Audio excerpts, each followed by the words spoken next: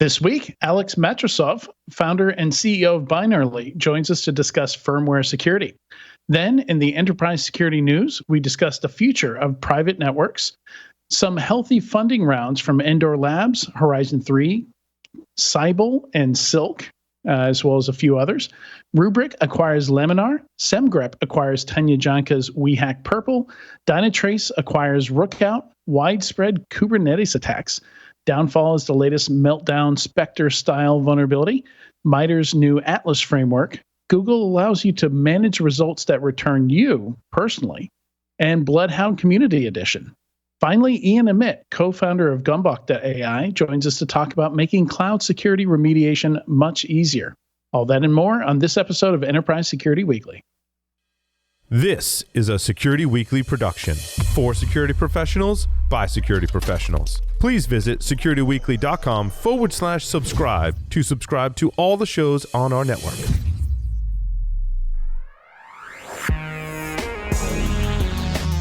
Broadcasting live from G-Unit Studios in Rhode Island, it's the show where we talk security vendors and aren't afraid to name names. It's Enterprise Security Weekly. Are you constantly thinking about how to keep your enterprise as secure as possible? Get to know Chrome Enterprise, the trusted browser for security-conscious professionals like you. Its ease of use for IT and security teams and added access controls protect the remote, extended, and hybrid workforce, keeping your entire enterprise safe. Don't settle for a browser that compromises your organization. Visit securityweekly.com/Chrome Enterprise now to learn more and start protecting your enterprise like never before. Do the words free time or relaxation sound foreign to you? Perhaps you've been stuck in the office too long, battling cyber threats or worrying about the next strain of ransomware. Let Sophos help provide peace of mind 24/7, 365 with cybersecurity delivered as a service. Because we want you to get back to your weekends, family dinners, and everything in between. And you'll get there with Sophos. Visit securityweekly.com/Sophos to learn more. Welcome to Enterprise Security Weekly and happy National Lazy Day. This is episode 327, recorded on Thursday, August 10th, 2023. I'm your host, Adrian Sanabria, and joining me is the czar of Zero Trust, the captain of content, the reformed analyst, Katie Teitler. Hey, Katie. Hello. Hello. Happy August without Black Hat. We're like the only ones who aren't there. Right? Is that why we shouldn't trust you, Katie? I mean, there are a lot of reasons, but this was from a former company, one of my favorite t-shirts ever. On top of having a very catchy slogan, it's also very soft. So when you give away your t-shirts at Black Hat, make sure they're super soft. That's my tip of the week. Always. No sandpaper shirts. Yeah, you gave me one of those t-shirts. I have it somewhere. I remember that. I think we recorded a video there too about zero trust and micro segmentation and all kinds of seemingly futuristic stuff that's now made its way into the newest hype cycle with Gartner. Yep. That's somewhere on YouTube maybe still? Probably. My job ends at content. The whole uploading definitely don't trust me with that. I would screw it up for sure. Yeah.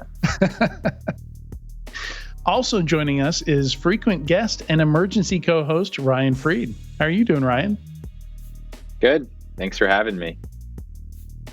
Yeah, really appreciate you coming on. Sean is at Black Hat. This is a bit tougher week for us because so many folks are out at Black Hat.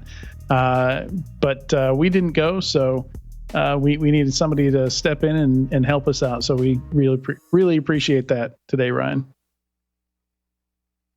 You are not. None of us can afford to be lazy today. This is my busiest day of the week, which I found it funny that someone chose a Thursday, or maybe it's like a certain day of the month. I don't know. What is it? August 10th?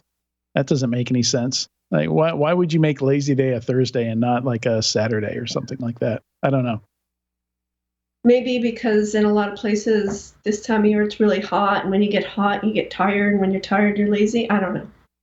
I'm totally making that up. I am sitting in air-conditioned splendor poring over product notes, so I also am not being lazy. But that's my completely uninformed guess. So once again, don't trust me. That was made up. Could be. I leave for vacation on Saturday, so it could be that this is just a time of year when a lot of people are on vacation. Although here, pretty lazy. Yeah, planned laziness. So school's already started here though, so I feel like most people around me are done with their vacations, and now they're back in the school drop off and pickup lines every day, which I can hear and watch right outside my apartment, which is why I can't have windows open when we record this. Well, you can. All right. It will just provide some extra entertainment, perhaps. Yeah, not for me. Not for me. They love to honk at each other in those lines. Every day they can't work out how they pick up their kids without honking at each other. So it gets a bit annoying.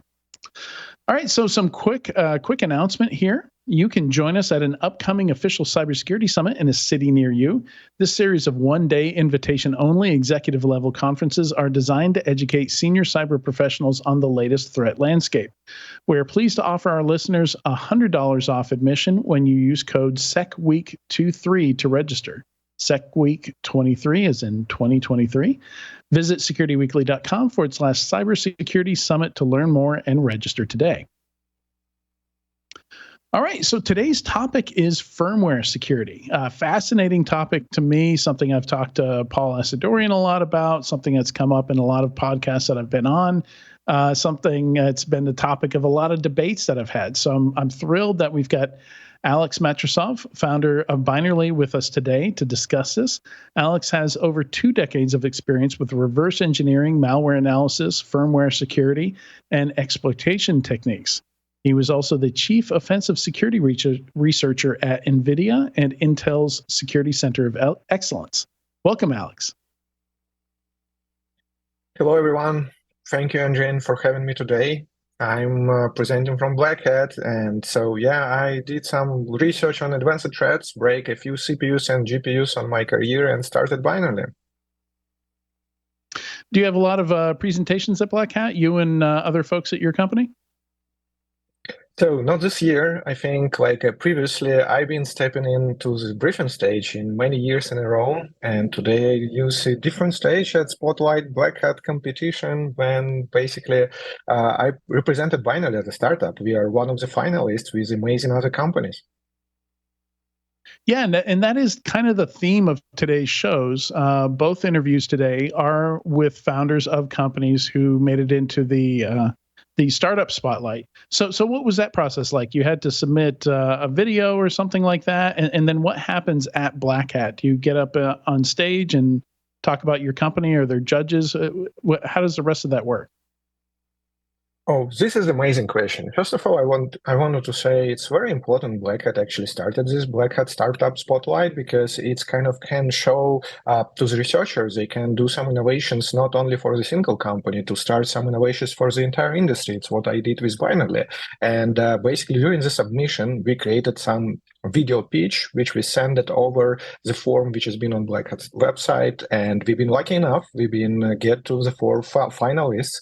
So this has been some process, of course, of preparations of the pitch, but mainly it's been focused on some problem we are solving, how we are solving, and what actual business model. It's kind of like a usual VC pitch, and it's been happens yesterday, and I think it's been amazing questions from the judges, and I would say I recommend all the startups which is in cybersecurity to participate, because it's an important industry event and we need to get more companies spotlighted at Black Hat.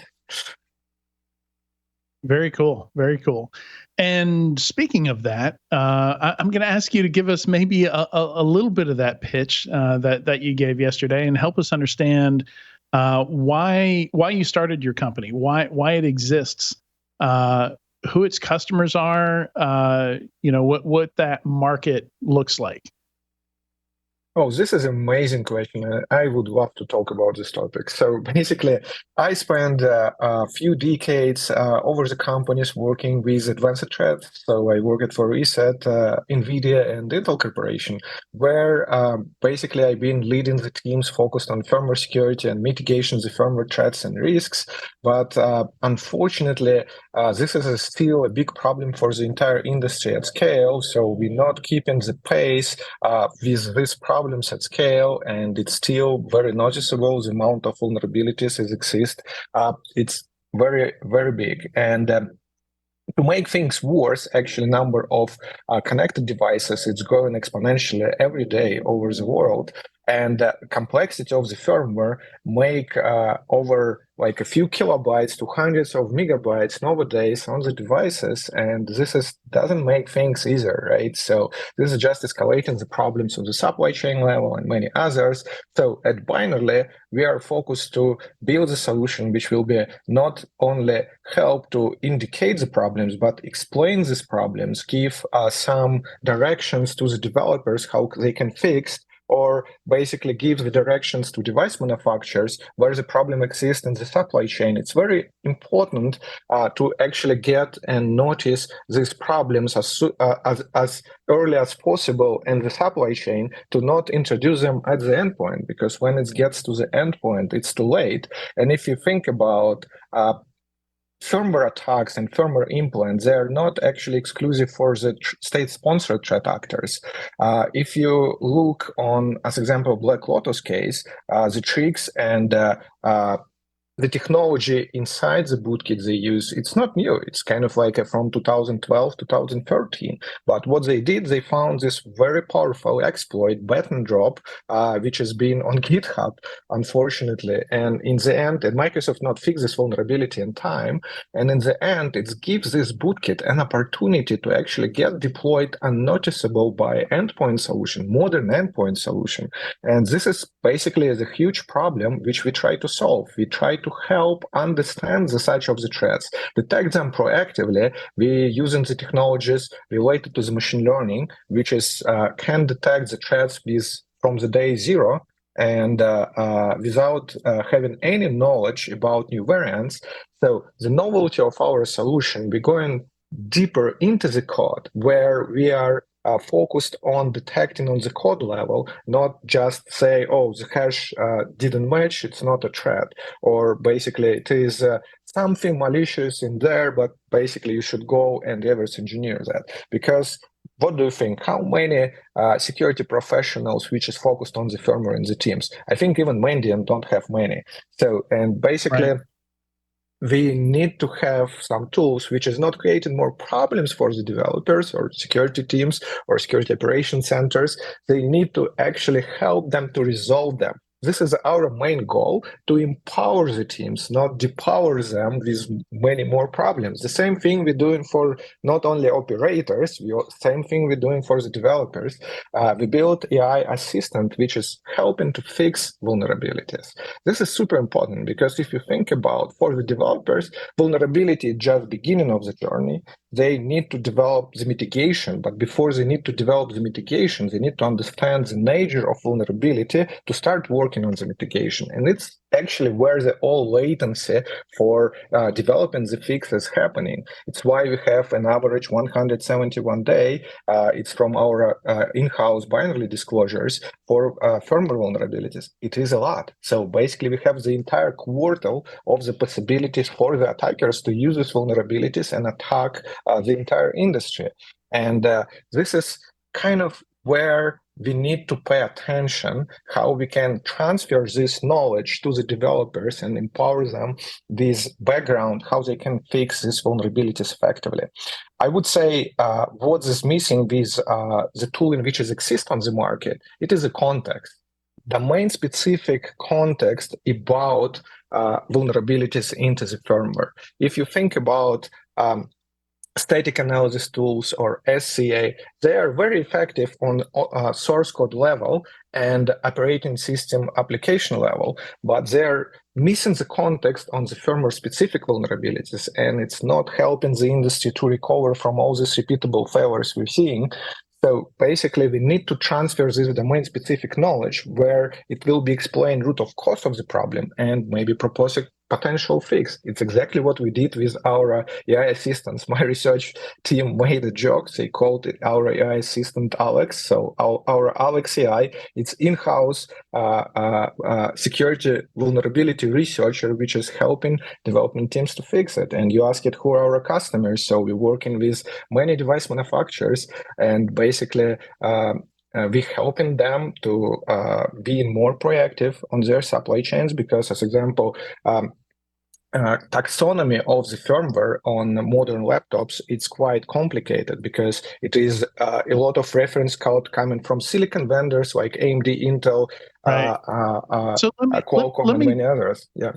Let me jump in. Let me jump in here and like I just want to clarify and spend a little bit more time on what you hit on just there. So, when we say firmware, firmware is a very relative term, right?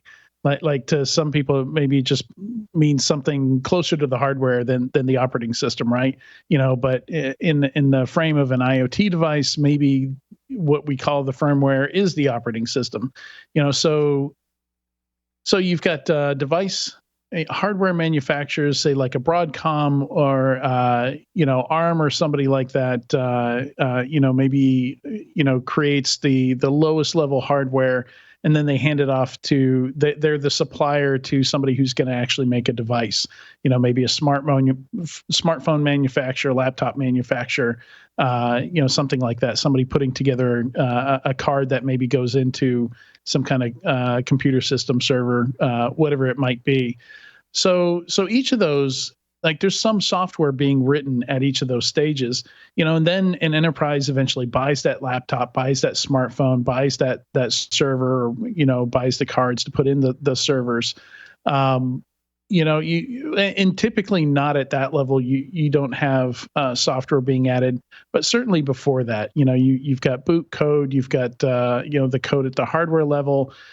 So which of these are your customers, and which of these, how should responsibility for finding vulnerabilities in that code and handling that, where should those different responsibilities lie along that path? I think all of them, which you mentioned, it can be potentially our customers. We are not specific for any ecosystem. We kind of like an ecosystem agnostic and building solution which will be helping the entire industry. And as you correctly say, the firmware, it can combine the operating system itself when it comes to XIoT devices or IT devices. It can be real-time operating system or a Linux image. But if we talk about UEFI firmware itself, it is an operating system. It's a real-time operating system, which is like over the 6 million lines of source code. And actually, it is bigger than modern Windows kernel. This is a huge attack surface which is not effectively mitigated. It's why we're seeing so much failures happening with modern threats. Right, and then the Adrian, other issue. Yeah, jump in, Ryan.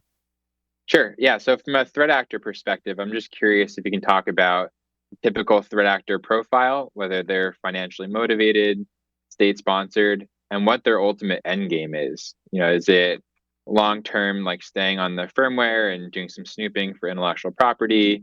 Is it, eventually to steal data? I was hoping you can talk more about the threat actor. Yeah, I think this is a great question, Ryan. Thank you so much. And I think like the profile of the threat actor, if you ask me this question 5 years ago, I would say it's mainly state-sponsored threat actors. And if you look on the threats being discovered before, like Moonbounce, Cosmic Strand, and others, most of them, they're based on the similar framework which has been used by Chinese government to distribute these implants. But if we start this transition for today's threats, it's actually not only exclusive for the state-sponsored threat actors. Basically, Black Lotus, it's been only the tip of the iceberg, which shows how actually just commodity cyber criminals can use this type of the threats for the persistence and bypass the modern endpoint solutions. And come back to Moonbound and Cosmic Strand, actually, the persistence they gain over the firmware, it took us years to actually detect them. I would say persistent even for 1 day or a week, it's a lot. It depends on the operations the threat actors is running. But when we're talking about months and years, this is actually crazy timelines, which is make me scary. So for financial institutions, this attacks, it's also not novel. It's not many information on the public, but on ITMs, it's been many cases when implants being actually discovered and appears before. And what's their end game? Like, what are they looking to do once they do infect it? It depends on the target, right? So we need to basically look from the impact perspective. It's two reasons why they're doing that. One of them, it is a persistence, which is obvious. Another one, it's actually easiest way to bypass endpoint solutions, right? Because it's not so many visibility on the firmware level from them.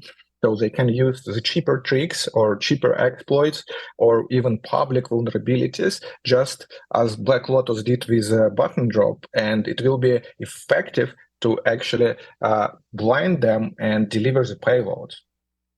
Okay, and what are you seeing as that initial attack vector? Are they physically intercepting the equipment, altering the firmware source code? Can they do that remotely? What are you seeing as far as that?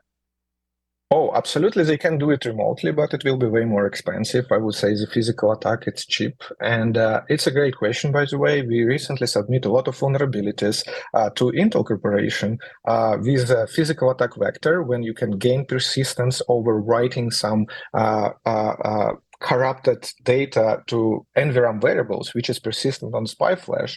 But unfortunately, Intel said it is out of their threat model and not fix them. Yeah.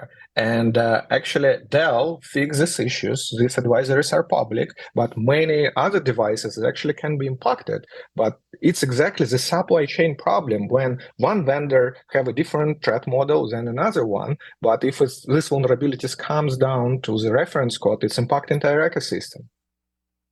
So basically, it's why I say it's quite interesting from the perspective of pricing of such of the attacks. Physical attacks, it's quite cheap, but you need an access to the device. But if we're talking about the transition, interesting case as example, when modern cloud providers or data centers, how they getting data from their customers, big customers, because it's massive amount of the data which can't be uploaded by internet. They send in an appliance to the customer, customer loaded the data to this appliance and sending this appliance back, right? What can be wrong? Because this transition actually can give an attacker perspective or threat actor to access to the device. But what's happening afterwards, this device blindly enabled it to data center ecosystem and infrastructure. So, and it's exactly one of the physical access vectors, which can cost a lot of money on damage and impact. Let's talk about remote attacks. Yes, it's more expensive because you need to chain it with some remote exploit. As example, like it can be Microsoft Office vulnerability, like PDF or Chrome or any other browsers. Exploit depends on the target, right? And after the first stage, when you gain execution on the operating system level, you can actually elevate the privileges to the Windows kernel or use another exploit to the code execution on the kernel level and communicate directly with the firmware, which is actually allow you to do that, or even worse. Basically, one of vulnerabilities, attack vectors we discovered, and actually I just talked about, it is NVRAM variables, and they can be written without actually access from the kernel level. In many cases, you can just do that from the operating system level, privileged user, and sometimes unprivileged. It depends on the operating system. This is quite scary, and basically, it's kind of like at least makes this attack to almost twice cheaper because you cut 2 stages for additional exploits or vulnerable primitives. Yeah, I hope I answered your question, right? Yeah, And just a I'm quick follow-up. curious. Oh, sorry, go ahead. No. So last question, I'll pass it over. How big of a, I know you might be biased, but how big of a problem is this?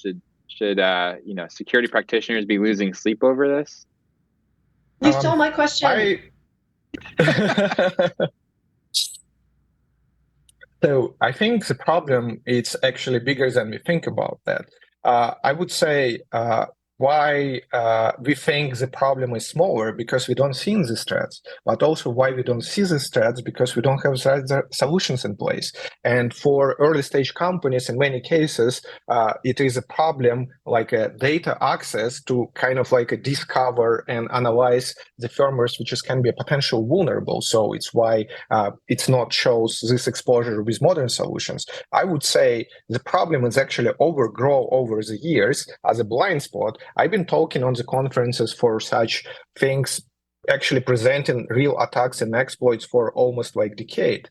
And from that perspective, it's actually get only worse because of the complexity, because of the supply chain. And if you think about the modern laptop, let's say like I don't want to blame any vendors, but many of them developing a lot of firmwares with OEMs in Taiwan.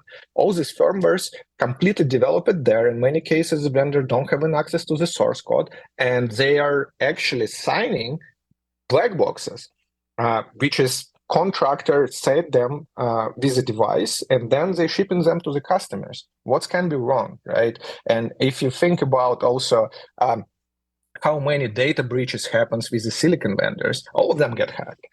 Intel Corporation, Samsung, NVIDIA, Qualcomm, AMD, and Western Digital, and also OEMs like Gigabyte, MSI, they've been recently hacked. And basically, MSI show exposure of Intel bootguard keys, which is actually I covered in our blogs and media pretty recently, a few months ago. This is exposure shows a problem which scales to the entire industry. But basically, the domain-specific knowledge for the firmware, it's kind of stopped most of the security analysts to look on these problems from the different angle. But we need to create this shift left. Otherwise, this problem is just getting worse and actually can create very critical impact on, depends on the device and where this device installed. If you're talking from the critical infrastructure perspective, even denial of service, it is a disruption if you think about. Yeah, and it's you mentioned supply chain there and some of the chip manufacturers getting attacked, but the closer you look into those processes, they've got partners, they've got contractors, they've got their own vendors. Maybe they outsource QA to somebody else. And attackers, when they're motivated, we've seen them going after NPM and different distribution mechanisms for libraries, for example, for JavaScript or Python libraries, PyPy, stuff like that. Like they're smart enough to know, hey, maybe it's harder to hit Samsung, but I can hit one of their smaller vendors who has the ability to insert code into a device at some stage of manufacturing or distribution or something like that. We've seen many cases where like flash drives have become infected with malware and things like that. Not from the ones manufacturing them, but the ones who buy them in bulk, and then maybe they put somebody's custom logo on it. And I think there was one case at a event in Australia where IBM was handing out flash drives infected with malware at a conference. And yeah, that's the stuff where yeah, even those flash drives have firmware, right? Like it kind of boggles your mind when you start thinking about both the attack vectors and all the places that software lives on devices. The fact that even a tiny micro SD card is a computer, right, with firmware on it, and some of the bad USB work that was done long ago. But I think one of the things that really concerns me here, to piggyback on Ryan's question that he stole from Katie about, should we be losing sleep over this? I can point to cases like Shamoon and Mirai where nobody was losing sleep over, the idea of bricking hardware and gathering up all IoT devices with default passwords and building a giant botnet out of them until it happened almost overnight, right? So that's what I worry about here. Exactly. I think like from the impact perspective, we're already there where we should worry about. But also some of the industries, it's more critical for the firmware exposures than others. I would say data centers, critical infrastructure, and modern 5G infrastructure. It's like something which we should care about. But also if you look on the network appliances, it's a gateway to the companies and enterprises infrastructure. And we can see a lot of vulnerabilities, which is in DHS, this known vulnerabilities database. They're very they are not like state-of-the-art exploits. It's kind of vulnerabilities from early 2000s, but they still impact in such devices and very, very effective on gaining remote code execution. And state sponsoring actors are really leveraging the value of it.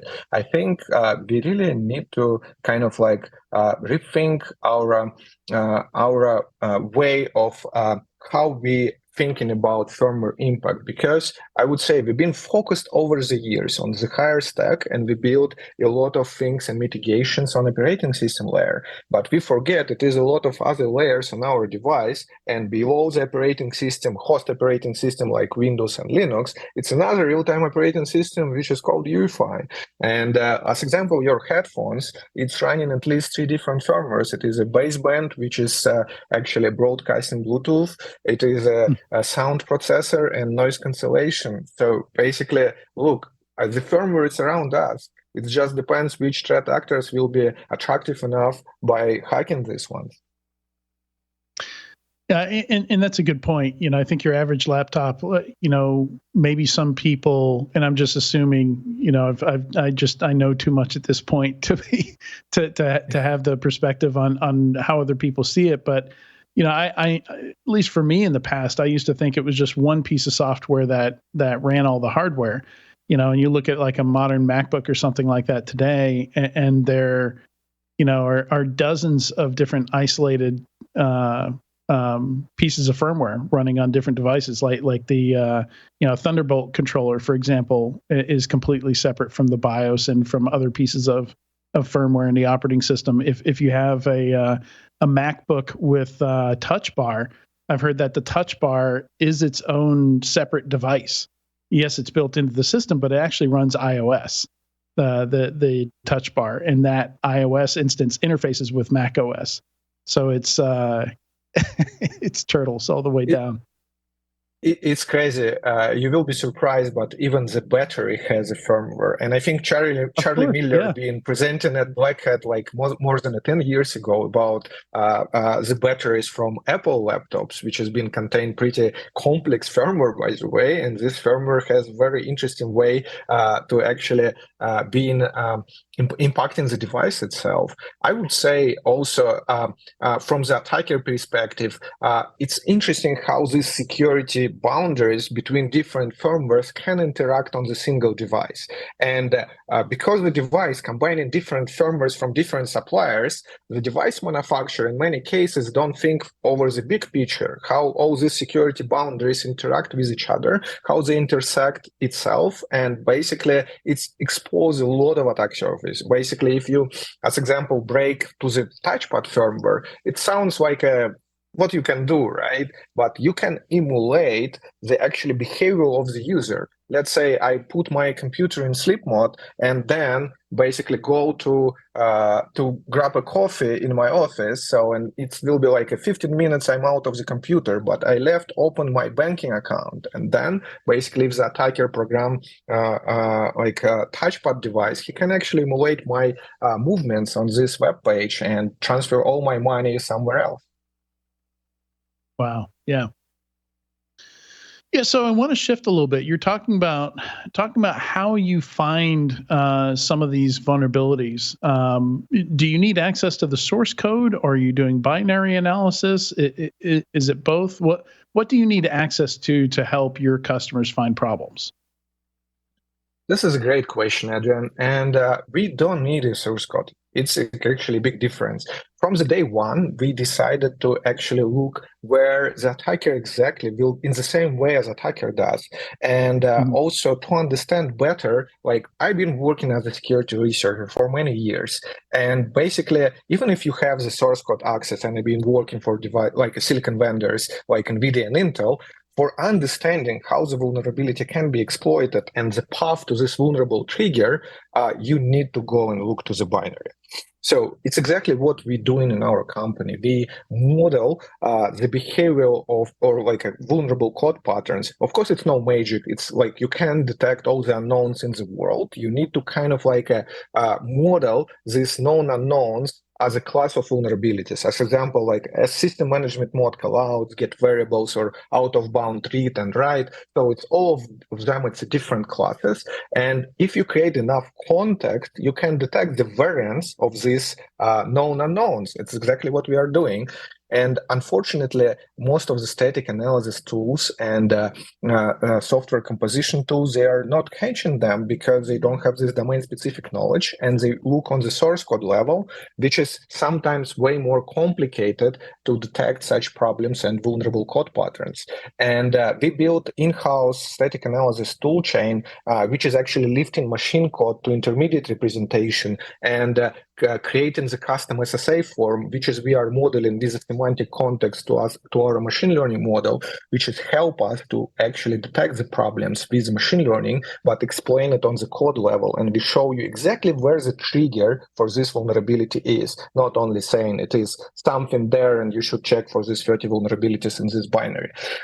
And another thing, the same way we detect malicious code, we can just show where it is based, and you don't need to be a firmware expert to understand what it is. Well, and let's zoom out a little bit to the political level. So say Ryan is using your tools, or maybe some open source tools, find some firmware vulnerabilities, and tells Dell, "Hey, you've got an issue with some firmware here." And Dell points the finger at AMD or Intel, and then AMD or Intel points the finger back at them.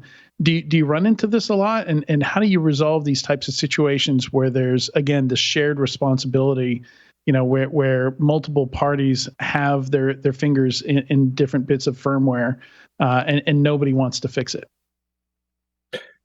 This is a great question. And I would say, yeah, we're facing this a lot, unfortunately. I wanted to say no, but it is actually will be not true.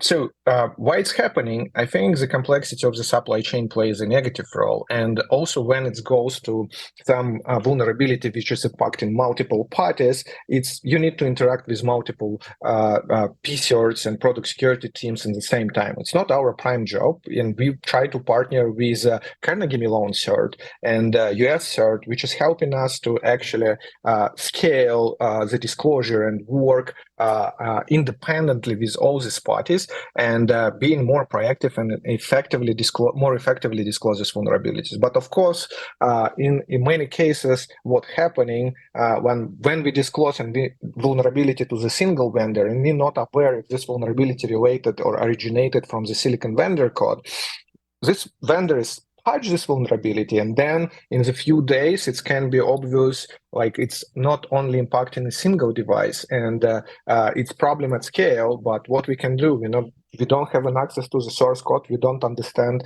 it's actually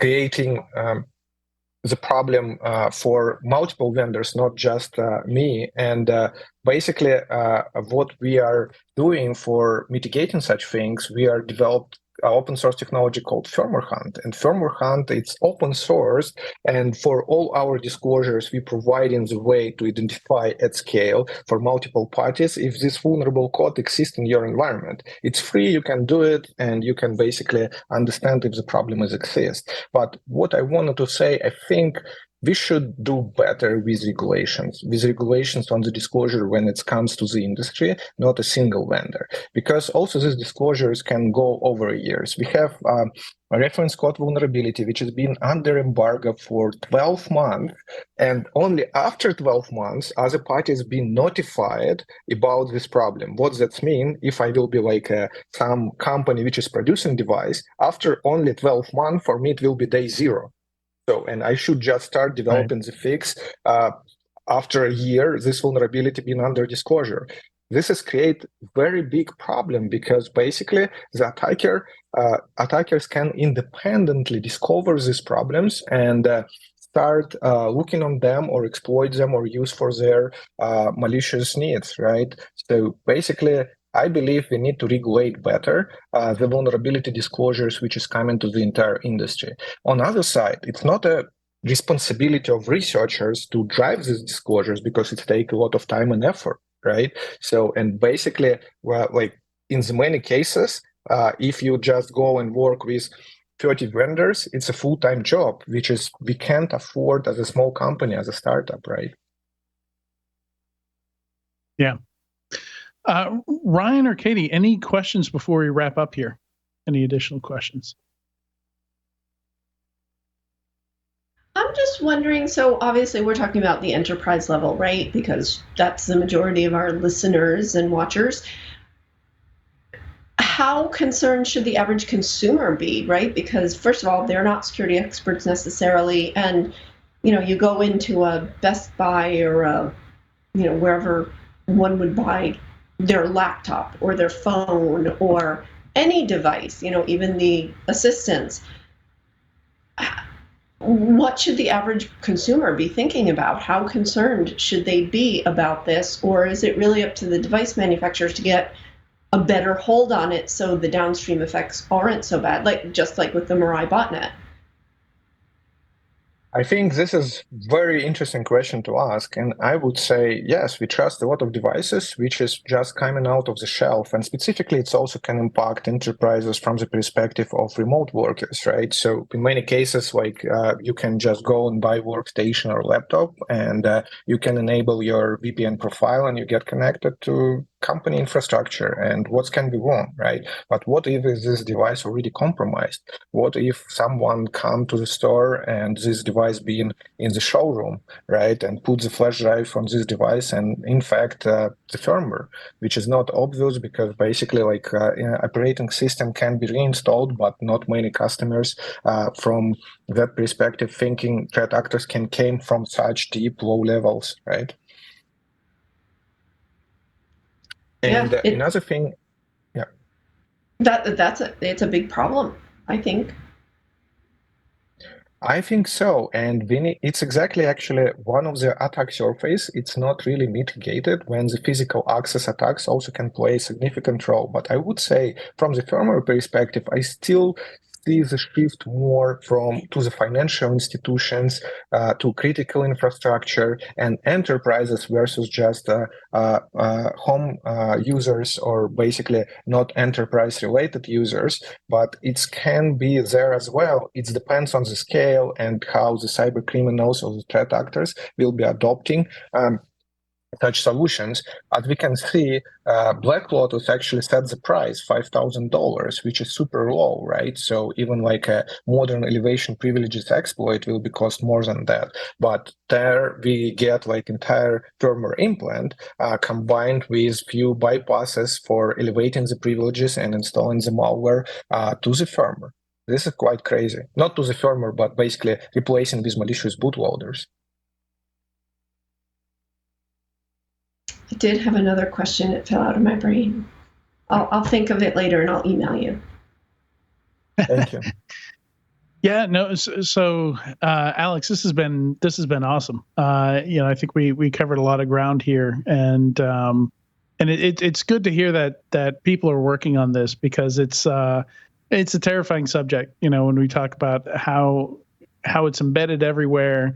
I think you mentioned your company found over 200 vulnerabilities last year in firmware alone, and yeah, hopefully it's 300. One of those that 300. 320. Okay. Yes. So basically, and we actually discovering even more right now. Thing is, I really want to after discovering so many, we came up to the point where we understand we can actually find even more, but how we can help developers to fix them, because it starts getting very much a lot of time to get all of them fixed. And we understand some of them it's easy to discover, and the threat actors definitely can leverage these possibilities. And actually all this knowledge base, it's already exists in many research talks, even we give, right? So I remember my question.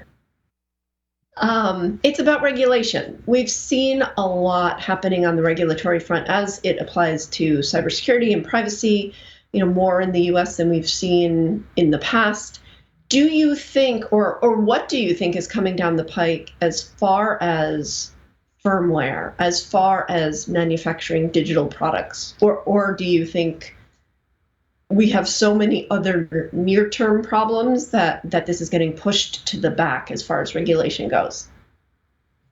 I think the regulations, it's always kind of help to create attention points. And definitely from the regulation standpoint, we need to pay way more attention to the firmware, because basically if it's not in my compliance checklist, as a CISA, I probably will be not pay much attention to it, because it's not many bad news from the public perspective, how many threats been discovered. But in the same time, right now, we're talking with many CISAs from the critical infrastructure, and they are actually include such threat modeling for the firmware implants and other stuff for their top 5, top 10 already not the first year. And same thing comes for financial institutions. But if we talk with IT security of like mid-scale enterprise companies, they will say firmware, never hear about that. So basically, this is how problem at scale getting worse, because some of the companies think about the problem because they see this problem, some of them don't, and we need to get them aligned on at least on the baseline security about the firmware. And it's exactly what DHS CISA currently doing. Last week they released a message about pay way more attention to UEFI firmware, because it's actually getting a weak spot for the attacker, which is easy to exploit, and give them very powerful tools to bypass modern endpoint solutions and other mitigations coming from operating system layer. All right. Excellent stuff, Alex. That's all we have time for today. I believe still at Black Hat today, or are you going to be hanging out at DEFCON? I will be today at Black Hat. Tomorrow I will be at DEFCON. So this is my summer camp week, and I'm really enjoying it. So if you're out there, keep an eye out for Alex. Maybe hit him up on social channels, something like that. A lot of good blog posts also on the Binerly website that you can check out, as well as some interesting open source on their GitHub. Alex, thank you so much for joining us on Enterprise Security Weekly today. It was awesome conversation. Thank you so much for having me, and thank you everyone to awesome questions. See you next time. Yep. Bye-bye. And we'll be right back in a few moments with the weekly Enterprise News.